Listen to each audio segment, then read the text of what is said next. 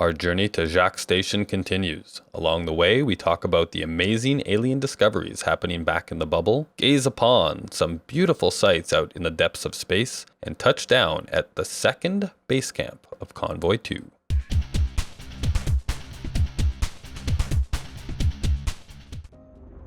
Hello everybody, and welcome back to Elite Dangerous and our journey from the human-inhabited bubble to Jaques Station and then on to Sagittarius A. In the last episode, we found our way to the first major base camp, Camp Patuta, in the Omega Nebula. And since then, I've been making my way to Vespera Vision in the Sci-fi Nebula, which is the next major base camp along this journey. The images that you're seeing right now are of the beautiful sights and wonders that I've come across so far on this journey.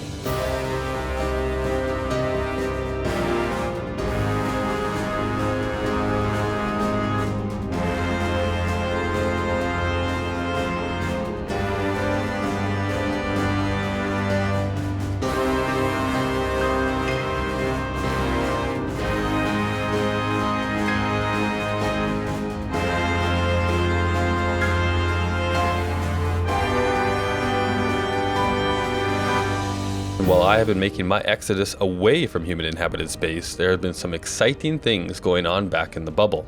And it all started just a few days ago on the 28th, during an interview with David Braben back at Gamescom. Some scratchy footage interrupted the transmission, showing what looked like the aftermath of a battle. The broken remains of many human ships were seen, and what looked like an alien ship appeared as the transmission ended. In this video was a hidden message, written in binary, to meet with a bounty hunter on the 28th. This meet kicked off the search for what might lead to the discovery of spacefaring alien life. Many leads have already been uncovered, focusing the search to the Pleiades sector and the creation of 3 community goals that promise to reveal more clues about this intriguing quest. And if that wasn't enough, an intrepid commander has also discovered the remains of what looks like a crashed alien ship on the surface of a planet in the Pleiades. I'll be keeping my ears open to the happenings back in inhabited space. But for now, my eyes are focused towards Jaques Station and the journey ahead.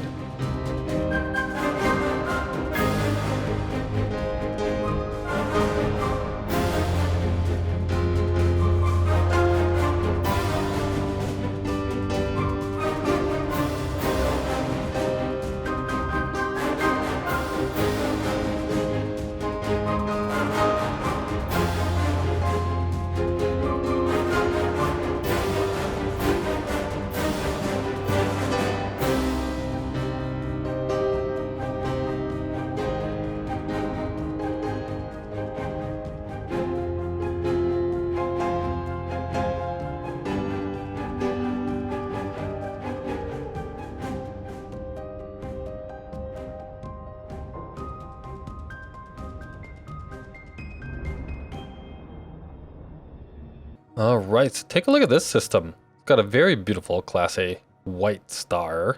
I really like the looks of those ones. They're really cool looking. But then in the system, we've got a ton. Now these are all metal-rich content worlds. So metal-rich. You can see your metal-rich, and they got different kind of, compositions and things. So here you can see metal-rich content, metal-rich worlds with a metallic core. And then here you can see this one is a metal-rich world, which is also a candidate for terraforming. Now, I may have discovered a terraformable planet before, but I don't remember doing it. I think this might be the first terraformable planet that I've come across. And not only did I find one, I found 2. And then here we get back to normal metal content worlds. But yeah, and this one's metal content, or high metal content, high metal content, high metal content. They're all, but yeah, so these guys right here, these 2 right here, are terraformable planets. And then I scanned this too. It was just a rocky world because it was like literally right there. But yeah, 2 terraformable planets right here in this system, and then a whole bunch of metal content rich planets around a beautiful Class A star. So I think this is a pretty good find.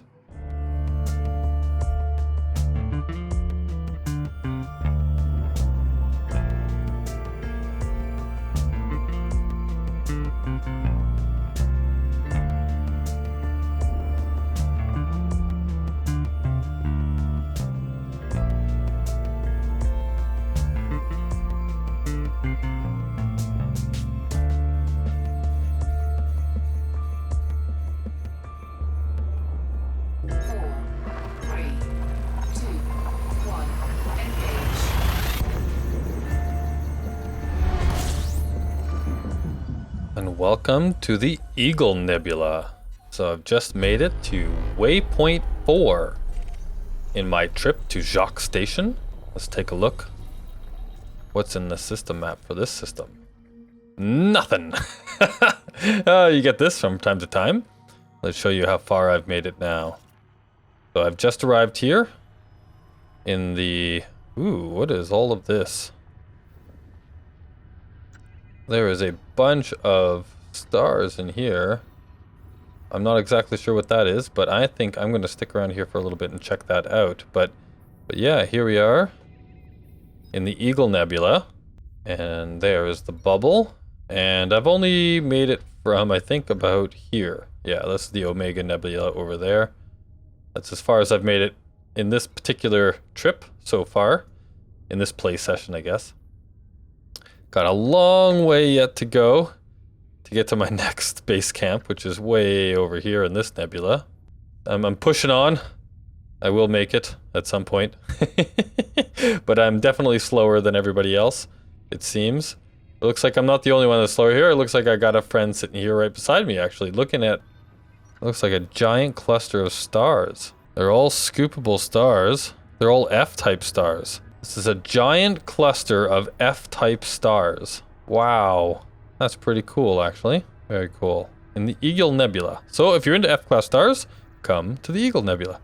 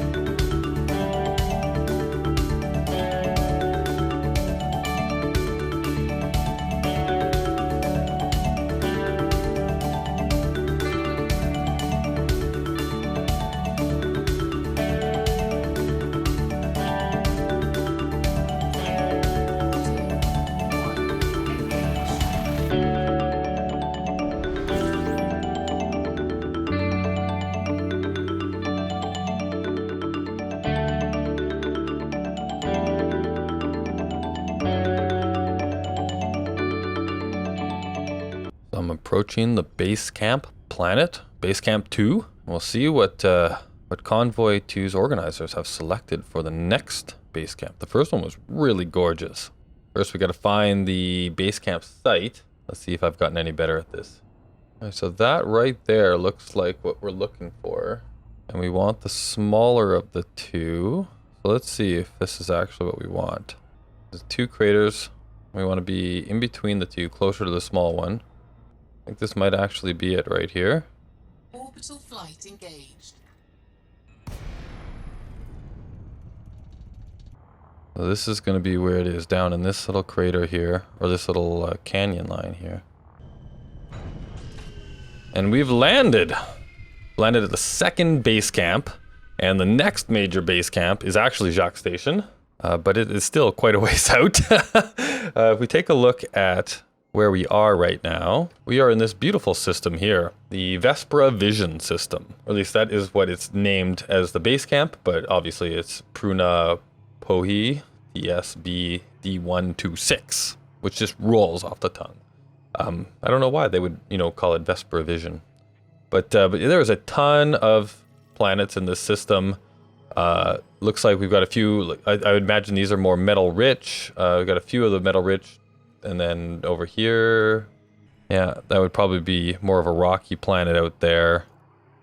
We might have some ammonia on these ones. Yeah, this sounds like it's got ammonia with water-based life. This one sounds like a normal gas giant. That's something I've been actually doing quite a bit of, actually, is learning how to understand the sounds of planets. I'll leave a link. I have a couple of links, actually, I'll leave in the description of the ways that you can actually understand the sounds of planets. So if you listen to this one right here, the way I know this one, if you zoom in, the noise gets louder. But if you listen,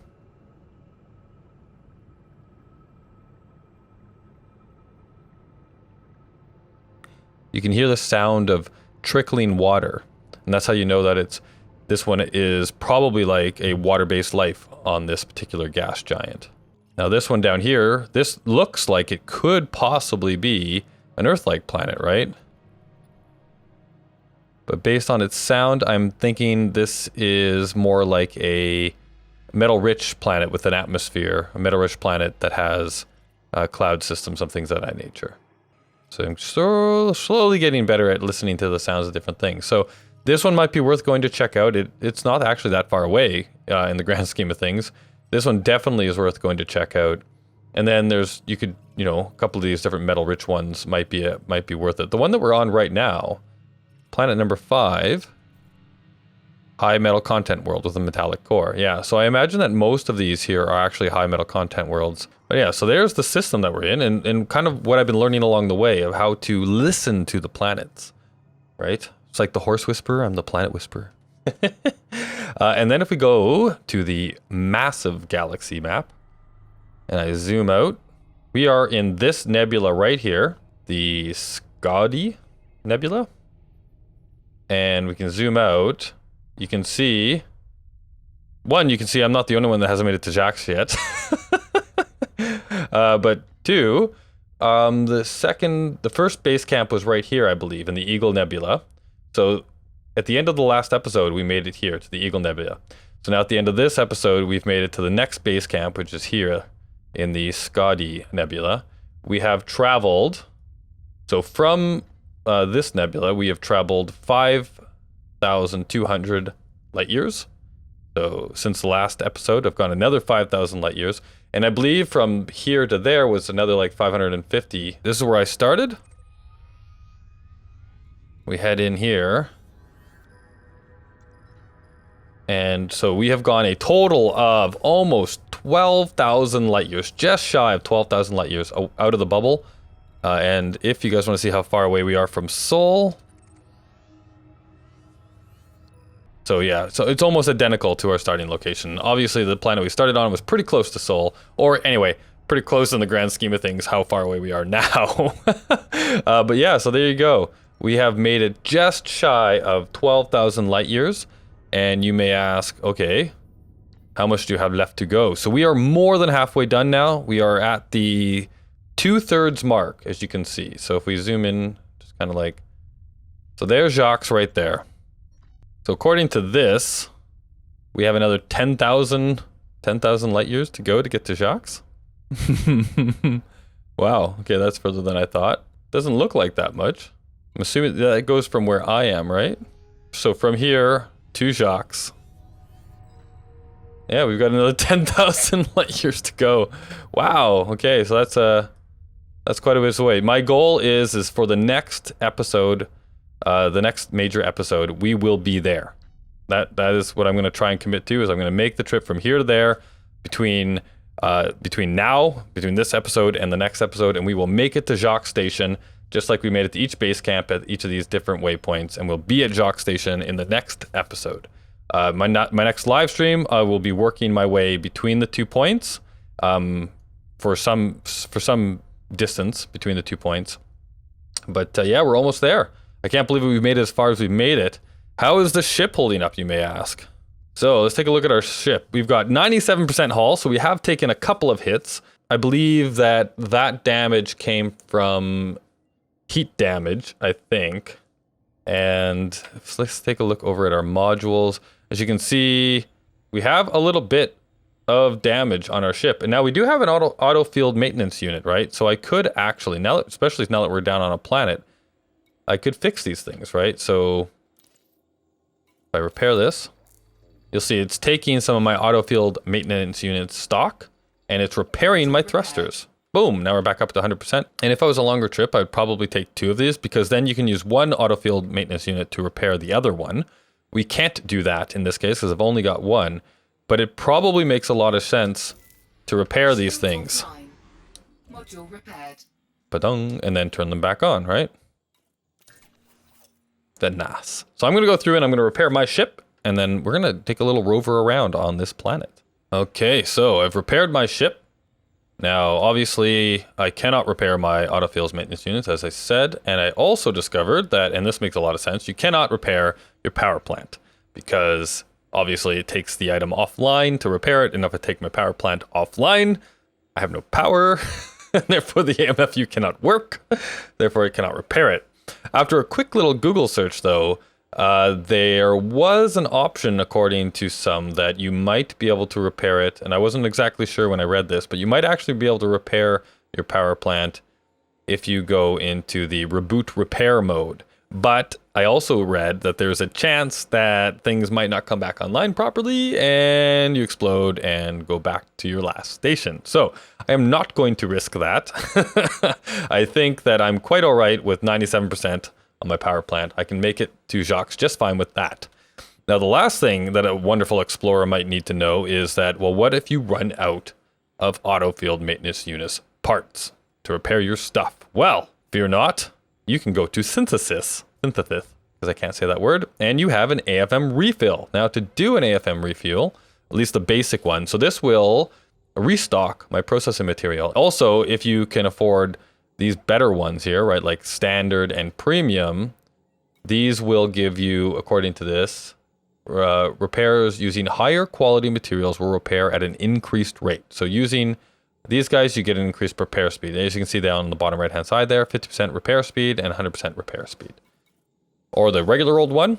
And in my case, because nobody is after me, nothing bad is happening, these are just fine. But I've only got 2, so I'm going to hold on to this because I am low on, looks like, the vanadium for sure, and the zinc. So those 2 things are what is limiting my ability to restock.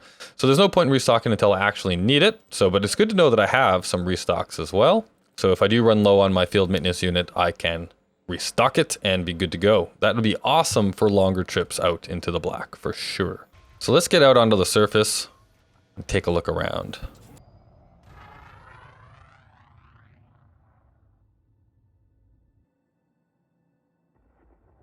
That always looks so cool. But yeah, let's just take a quick look around. So we are in a nebula. It's a very red gas nebula, looks like. We got our moon orbiting this planet that we're on right now off in the distance there. That's pretty cool. Got a really interesting looking rocky terrain around us and the backdrop of that nebula. And it looks like the galactic core is just over that ridge. And it's a low gravity planet, so I need to be a little bit careful about getting air. I was on a high gravity planet not that long ago, and I gotta say, driving an SRV on a high gravity planet is a lot easier it just sticks to the ground. Whereas on these ones, boy, do you launch yourself. And there's the nebula and the moon off and the star. That's actually pretty nice looking as well. So I'll definitely give them props on this one. The first base camp is far more beautiful than this one, I would say, just because of that nebula that we were in. It was that multicolored nebula. This one here is a very red nebula, but it's a cool looking planet nonetheless. I'm glad I made it to base camp 2. Slightly behind, and when I say slightly behind, at the time of this recording, I believe Convoy 2 has actually made it to Jaques Station. So I am about a week behind, because it'll probably take me a week to get there still. But in the grand schemes of things, I am happy with my choice because I did a lot of exploring along the way. I found a lot of really cool stuff. I've been sharing a lot of that stuff with you guys, not all of it obviously, because there's just far too many beautiful things to look at. But yeah, my choice as I was flying along, I thought to myself, I can try and keep up, which means that I just need to jump and jump and jump and jump. And if I come across anything in a system that I want to look at, I just don't have the time for it to keep up. So I made the call and I said, I'm going to actually just enjoy myself on this trip. If I'm there late, I'm there late, but I really hope that I can get there soon enough. So one thing that I'm actually hoping to be able to do is get to Jaques Station before the current community goal for exploration data is finished, because I've got quite a bit to turn in. So I'm hoping to get there before that happens. But because I am going so slowly, I'm not sure that's going to actually be possible. So here's hoping anyway, right?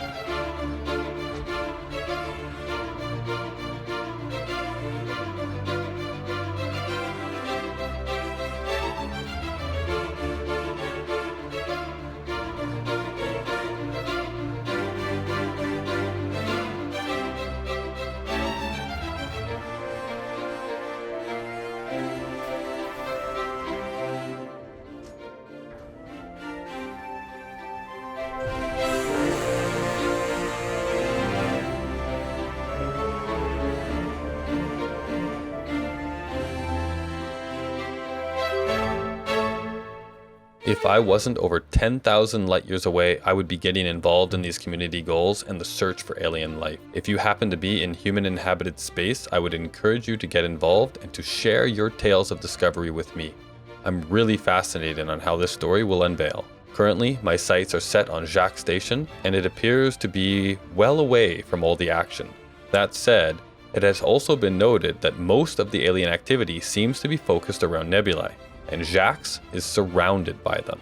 So while it might seem like I'm on an escape velocity away from the action, I might well be hurtling myself right into the center of it. Only time will tell.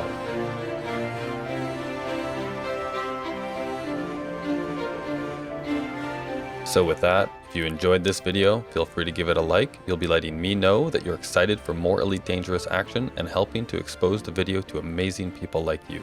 If you're new to my channel, you might be interested in subscribing, as you'll be notified when I release new videos as well as when I go live. At the moment, I'm releasing new episodes of Elite Dangerous on Wednesday, as well as an Elite Focus live stream on Thursday. There's also Pulsar: The Lost Colony on Saturday, Space Engineers on Sunday, and some other fun shows and streams sprinkled throughout the week. There's a link to my full schedule in the description. I hope you enjoyed. Thank you so much for watching. Have an absolute great one, and I'll see you all next time.